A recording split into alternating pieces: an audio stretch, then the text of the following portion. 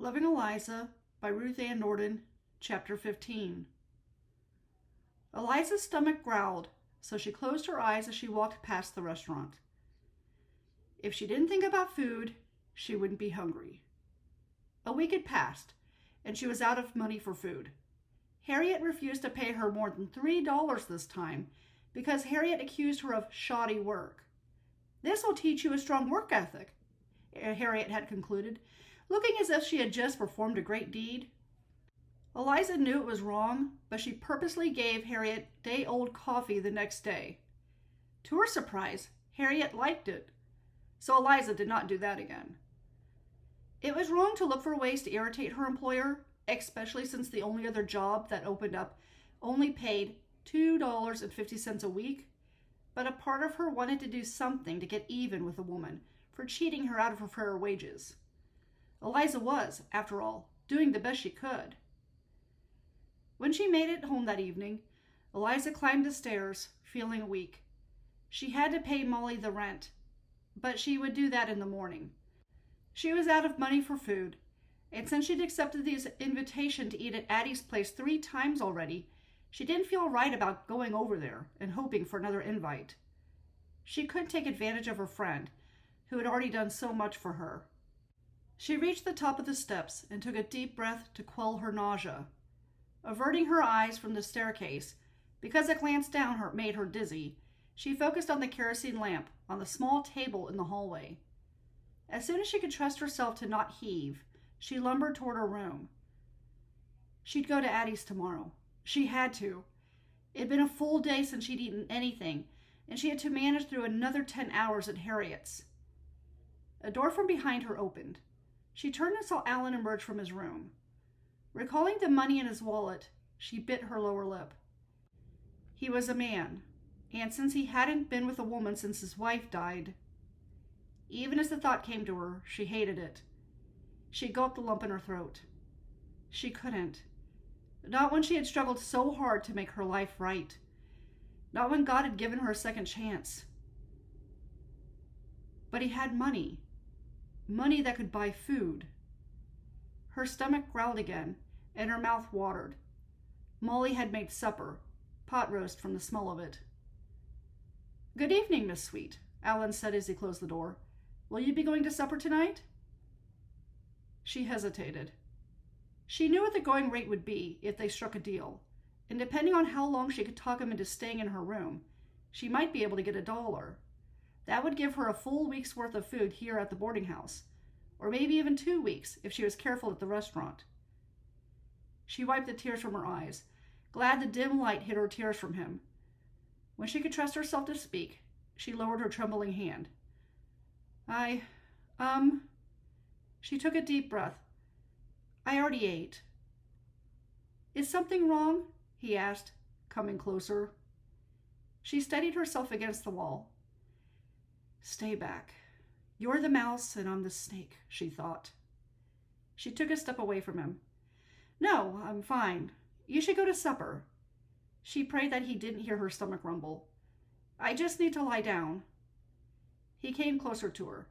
"Are you sure you're not ill? I can help you into your room if you'd like." He had no idea what he was doing, she realized. He didn't have the experienced look about him, and that made him an easy target. "Just one time. To get you through 1 or 2 weeks until Harriet pays you the wages she rightfully owes you," she thought. "Your room is this one, isn't it?" he asked, pointing to it. "Well, yes," she slowly replied. Her heart sped up with a mixture of fear and hope. She hated this. She didn't even want to consider it. Temptation was a terrible monster. A hunger pain shot through her stomach, causing her to bite her tongue. He gently took her by the arm and led her to the door. "You look like you're going to pass out. Lean on me if you have to." "Do you miss your wife?" she asked, ashamed of the question, for she knew where the conversation was leading, what she was leading him into. "I do," he said. "She was a good woman." "I'm sure she was very happy with you. You seem like a good man." She moved closer to him and placed her hand on his. "It must get lonely." They stopped in front of the door, and he nodded. It does. A part of me went with her. He opened the door. I haven't been married, she whispered, purposely moving so that they stood inches apart, allowing parts of her body to touch his. She knew what proximity did to men. Leaning forward, she let her lips brush against his cheek. But I often think it's a shame when a man has to spend his nights alone. As soon as the words came out, she regretted them. This wasn't right. She pulled back and crossed a threshold over the room, cursing herself for leading him into this trap. It was a trap. God help her withstand temptation. She hurried to the door and opened it, letting a light breeze cool the hot sting of tears that trickled down her cheeks. Miss Sweet, I was wondering, he began. Well, that is to say that I think we might get along. Would it be too far to ask you if I could call on you sometime? I could take you for a walk, or we could go to the restaurant. Placing her hands over her face, she allowed the tears to fall with greater freedom. Here she was thinking of a night of sinful pleasure, and he was thinking of doing the right thing. He really had no idea what she'd brought him here to her room for. I can't. I'm sorry. You see, What could she tell him? That she was a prostitute? No. But an idea came to her. Turning back to him in the dark, she asked, Do you know Bethany Grooms? He blinked. No, but I've seen her in church. She lost her husband 5 years ago. She's a lovely woman. I think you two will do well together. Bethany would never think to lure a man to her bed for the sole purpose of making money from him. She would make him a good wife, and she was just as lonely as him. The two would get along right away. Let me introduce you to her tomorrow, on my way to Mrs. Lube's. Well, she is agreeable to look at. All right, he agreed. Her stomach growled, but she held her hands over her abdomen and took another deep breath. The room seemed to tilt to the side, but she knew it was another wave of dizziness kicking in, so she ignored it. Well, thank you, Miss Sweet, he said. That's very nice of you. He turned to leave, but saw the book that she had thrown across the room a week ago. He went to pick it up. Is this Romeo and Juliet? Yes, she weakly replied. It's a horrible story. He chuckled. My wife didn't care much for it either. She said if a book didn't have a happy ending, then it wasn't worth reading. I can return this to the parlor if you'd like. Please do. Good night, Miss Sweet. I hope you feel better in the morning. As soon as he left and closed her door, she released her breath. That was close. Much too close. Slipping out of her dress, she slid into bed and pulled the covers over her head. It was still hot out, but she shivered anyway, and she couldn't tell if it was from the hunger or from the fear that she'd almost given it to temptation to sell her body for a piece of bread. She spent the rest of the night crying until she finally fell asleep. During her lunch half hour that next day, Eliza decided to visit Addie to see if Addie might extend an invitation for supper. She didn't want to come out and ask. It was preferable to let Addie make the offer. That way, Addie wouldn't worry about her. When Eliza knocked on Addie's front door, she noticed that Troy was walking in her direction. She inwardly groaned and pretended that she didn't see him. She knocked on the door, using more force than necessary. But Addie didn't answer, and Eliza had no choice but to offer a polite greeting as Troy caught up to her. Good afternoon, Mr. Evans. He smiled and adjusted his hat. You can call me Troy. I'd like to think we know each other well enough to be on a first-name basis. She didn't. Not really. Unsure of whether her queasy stomach stemmed from being near him or from being unbearably hungry, she took a deep breath to study it. What brings you out this way? I'm running an errand for my boss. She nodded and started walking down the dusty road. As much as she loathed the idea of returning to Harriet's house, especially when Harriet was eating, Eliza felt a desperate need to get away from Troy. She thought that the strange sensation would leave as she got to know him, but it had only grown stronger. If there was one thing she wasn't, it was stupid. She'd had that same eerie feeling with her uncle before he slipped into her bed. She'd brushed off the notion then. Now she knew better. She wrapped her arms around herself to thwart the trembling of her body. Her uncle had liked her fear. He had seemed to thrive off of it. The last thing she wanted was to give Troy that kind of power over her. Thank God it was daylight and people were around them. It was the only thing that prevented her from running off in a panic. She willed the past back to where it belonged. She had to think on positive things. She couldn't let her circumstances control her. She had to overcome them.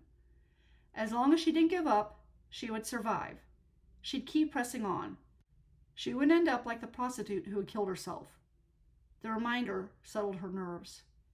She was alive, and that counted for something. Troy kept his pace even with hers. "I'm going to Marshall Custer's house for supper tonight. Would you like to be my guest?" She halted in mid-step. Food. Her mouth watered at the very thought of it. If she ate tonight, she'd be able to get through tomorrow without eating. Then she might get an invite to Addie's place. That would settle her complaining stomach until Harriet paid her for the full wages. Eliza had been good this time. She'd been watching to make sure she did everything exactly the way Harriet wanted it done. For sure, she would get the $5 this time. All she had to do was eat with Troy for one night. And it was in Charity's home, where other people would be. It wasn't like she would have to be alone with him. Wasn't it much better than sleeping with Alan for money? Going to dinner with Troy wasn't a sin. And it would be once. Just once. "What time should I be there?" she asked, peering up at him. "I'll pick you up at 6:15. Supper's at 6:30. She nodded. "All right." His smile widened. Shivering, she looked away. She hoped that she hadn't just made a mistake. "I should get back to Mrs. Lube. She won't like it if I'm late." Without waiting for him to walk with her, she bolted down the road, feeling almost like she was running from a part of her past that was about to rear its ugly head.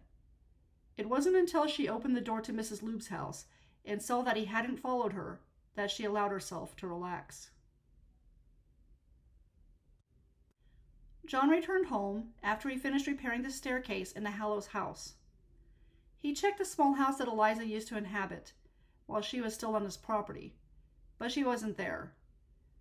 Why should he expect her to be? She wasn't there at any of the other times that he checked. She didn't even want to see him. He sighed.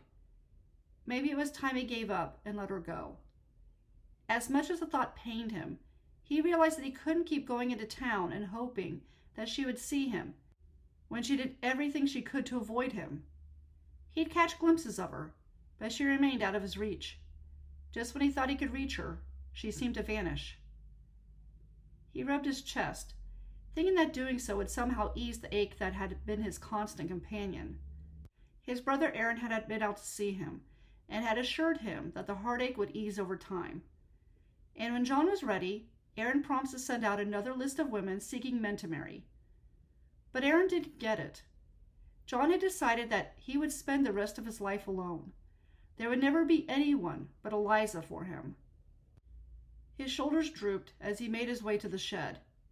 He had to get the jewelry box finished for Charity.